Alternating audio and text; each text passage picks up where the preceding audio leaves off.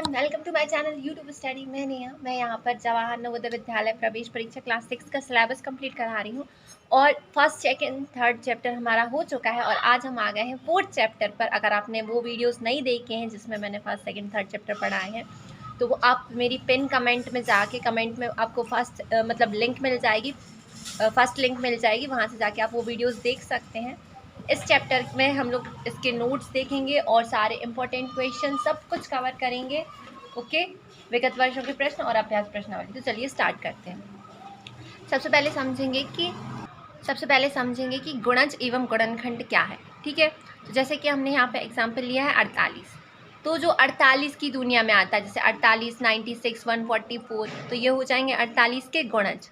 और 48 के गुणनखंड मतलब कि जिनकी दुनिया में 48 आता है, जैसे कि 1, 2, 3, 4, 6, 8, 12, 16 और 48। ओके, समझ में आ गया। गुणज 48 का पहाड़ा पढ़ेंगे तो जो चीज़ें आएंगी वो उसके गुणज है, और जिनके पहाड़े में 48 आएगा वो उसके गुणनखंड है। ओके, गुणज मतलब मल्टीपल और गुणनखंड मतलब फैक्टर्स। चलिए तो देखते हैं, क्वेश्चन यहाँ पर है हमारा। 9 तथा 7 दोनों का एक अभिनिष्ट गुणज संख्या a है। यह संख्या 1200 तथा 1300 के बीच में है।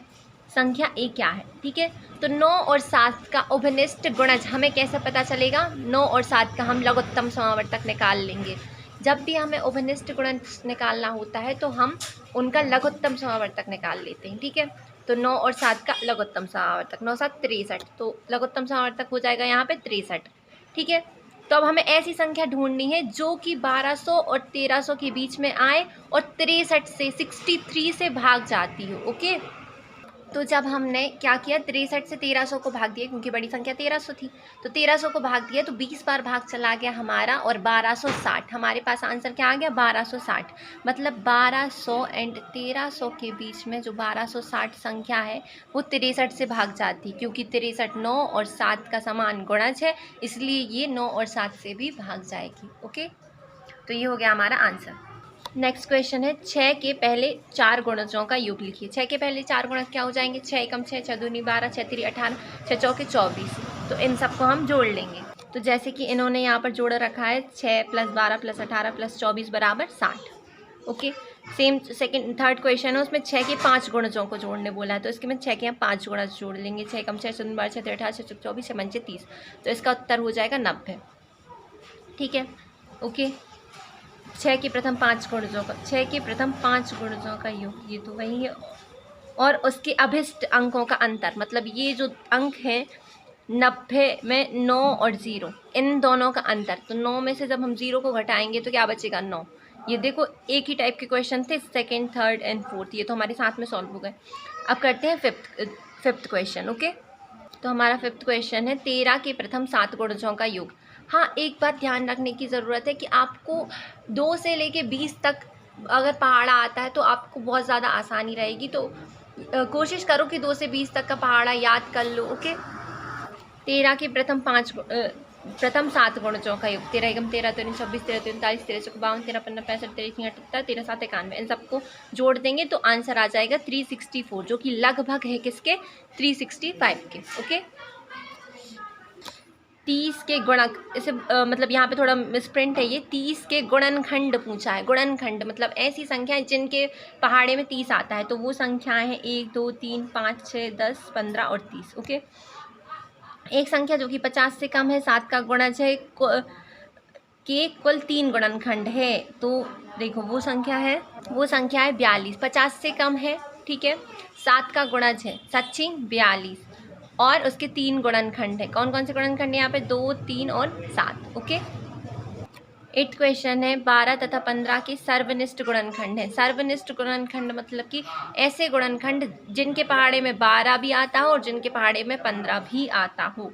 ओके, तो चेक कर लेते हैं यहाँ पे 1 और 3, एक के पहाड़े में 12 भी आता है और एक के पहाड़े में 15 भी आता है। सेम 3 के पहाड़े में 12 भी आता है और 3 के पहाड़े में 15 भी आता है, तो सर्वनिष्ठ गुणनखंड हो जाएगा चौथा, 1 और 3।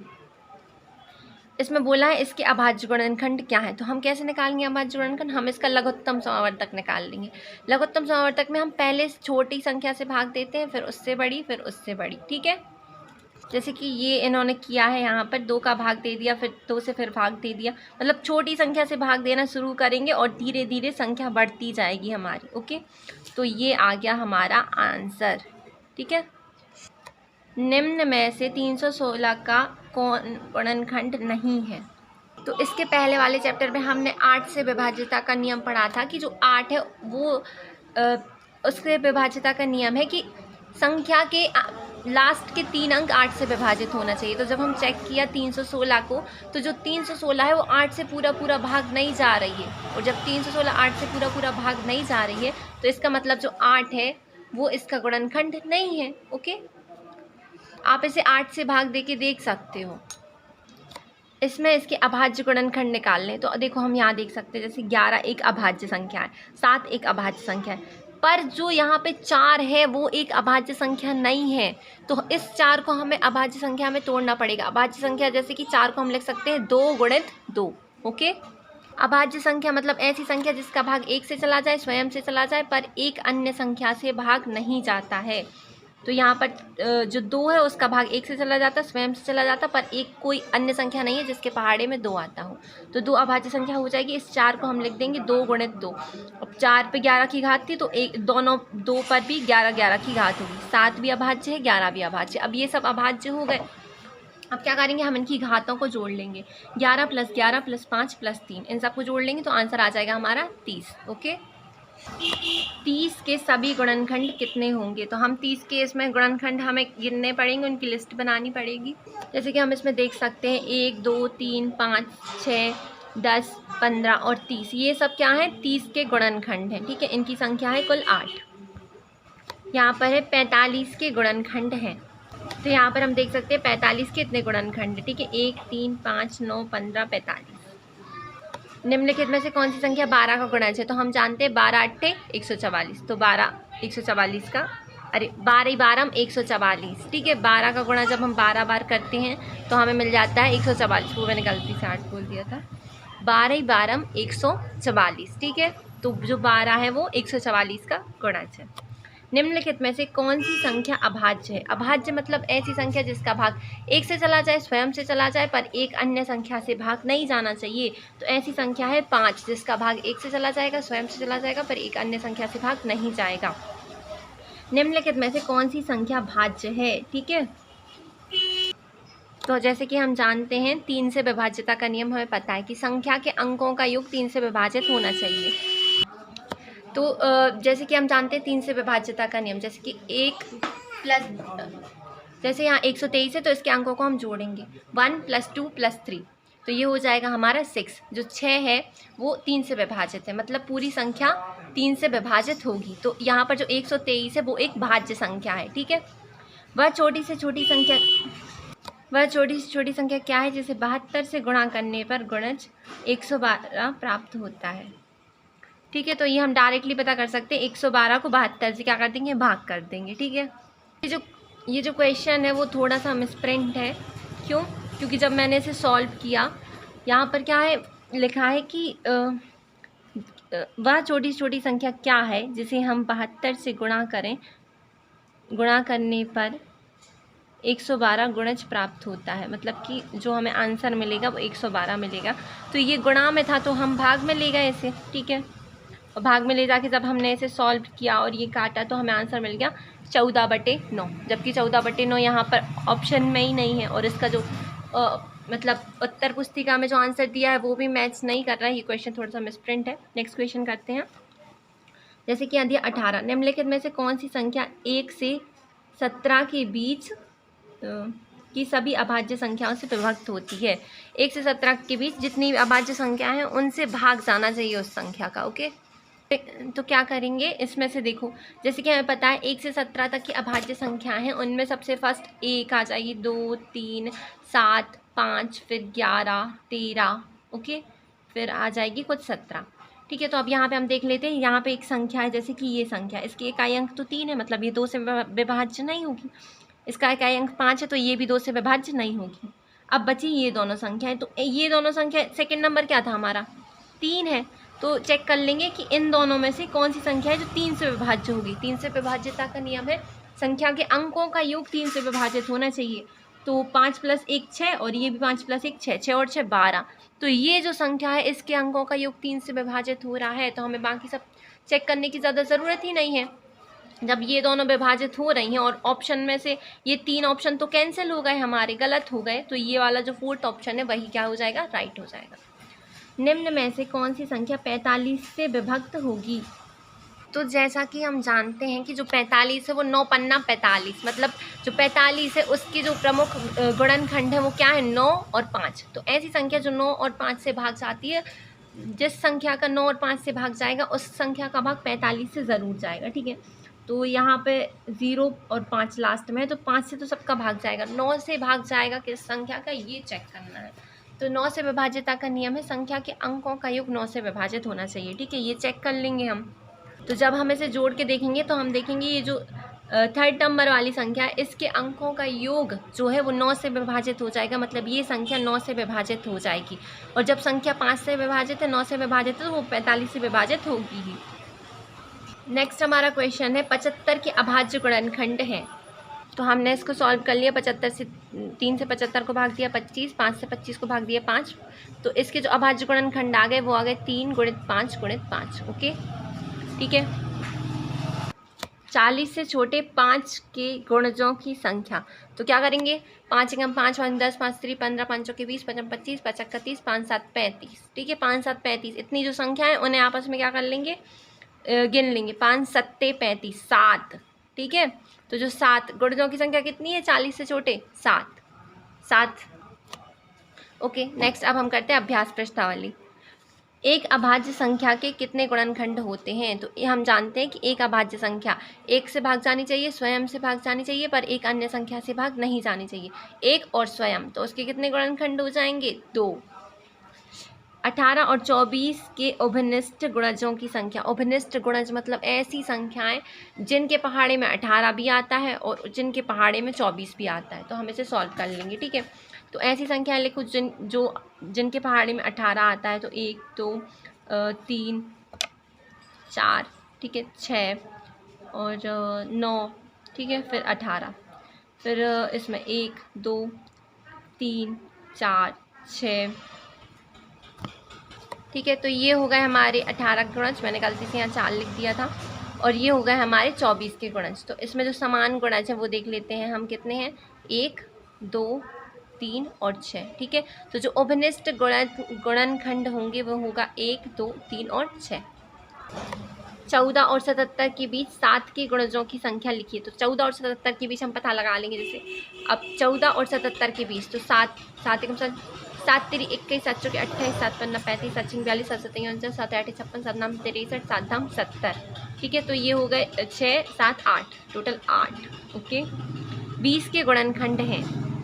तो 20 के गुणनखंड 1 2 4 5 10 और 20, ये लास्ट ये वाला। 36 के गुणनखंडों की संख्या है, मतलब ऐसी संख्याएं जिनके पहाड़े में 36 आता हो, वो संख्याएं हो जाएंगी 1 2 3 4 6 9 12 18 और 36। कुल संख्या है ये, कुल कितनी संख्या है, 9 संख्याएं हैं। इसमें लिखा है कि इसमें से कौन सी संख्या है जो 316 का गुणनखंड नहीं है, मतलब जिसके पहाड़े में 316 नहीं आता है। तो हम जानते हैं 8 से विभाजिता का नियम क्या है, अंक के जो मतलब पूरी संख्या 8 से विभाजित होनी चाहिए। तो ये जो संख्या है, मतलब ये जो 316 है वो 8 से विभाजित नहीं होगी, ठीक है, चेक करके आप देख सकते हो। 25 से छोटे 3 के गुणजों की संख्या, कौन कौन से गुणज गिनेंगे हम इसमें, 25 से छोटे 3 के गुणजों की संख्या। तो 3 के गुणज, 3 एकम 3, 3 दूनी 6, 3 त्रिका 9, 3 चौके 12, 3 5 15, 3 6 18, 3 7 21, ठीक है। ये 6 और 1 7 हो गए टोटल। प्रत्येक विषम संख्या का गुणनखंड है, किसी भी विषम संख्या का गुणनखंड एक हर संख्या का गुणनखंड होता है, क्योंकि 1 के पहाड़े में तो सब आता है, तो 1 आ जाएगा। 80 के अभाज्य गुणनखंड, लघुत्तम समवर्तक निकाल लेंगे 80 का, तो आंसर आ जाएगा। ये हो जाएंगे 80 के गुणनखंड 2 × 2 × 2 × 2 × 5, लघुत्तम समवर्तक निकाल लेंगे तो पता चल जाएगा। सेम यहाँ पर 1000 के अभाज्य गुणनखंड, ठीक है, इसका भी क्या करेंगे, लघुत्तम समवर्तक निकाल लेंगे। मैं निकाल के दिखा देती हूँ एक का। जैसे कि यहाँ पर अगर हमने लिया 1000, सबसे पहले 2 से भाग करेंगे, ठीक है, फिर 2 से फिर भाग करेंगे, फिर 2 एकम 2 दूनी 4 और 2 पंचे 10। ठीक है, अब 2 से भाग जाना क्या हो गया, यहाँ पर बंद हो गया। अब क्या है, ये संख्या 5 से भाग जाएगी, 5 दूनी 10, फिर यहाँ पर 2 बच जाएगा। ठीक है, तो ये हो जाएगा 25, तो हो जाएगा 5 25। फिर 5 से फिर इसमें भाग चला जाएगा और फिर भाग चला जाएगा।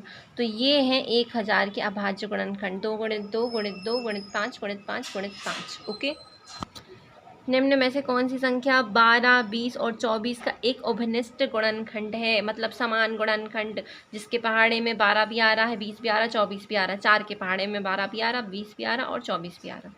छोटी से छोटी संख्या जो इन संख्याओं के गुणनखंड, मतलब छोटी से छोटी संख्या जिसके गुणनखंड ये हैं। सबसे पहले क्या करेंगे, इनका लासा निकाल लेंगे सबका, हमें आंसर मिल जाएगा। कैसे निकालेंगे इनका लासा, करके देख लेते हैं। ठीक है, जैसे कि यहाँ पे 2 3 4 5 और 10, 2 एकम 2, ये नहीं जा रहा है। ठीक है, ये हो जाएगा 5, 2 एकम 2, यहाँ पे 5, यहाँ पे 5। ठीक है, 3 एकम 3। जब तक हमें भाग करते रहना, जब तक लास्ट में 1 1 नहीं आ जाता है। ओके, तो ये आ गए लास्ट में सभी। तो ये 2 दूनी 4, 4 एकम 4 दूनी 8, 4 तीरी 12, 12 पंचे 60। तो यहाँ पे जो संख्या है वो आ जाएगी 60। ठीक है, 210 के अभाज्य गुणनखंड कितने हैं? तो क्या करेंगे हम, 210 का लघुत्तम समावर्तक निकाल लेंगे, जैसे अभी तक निकालते आ रहे थे।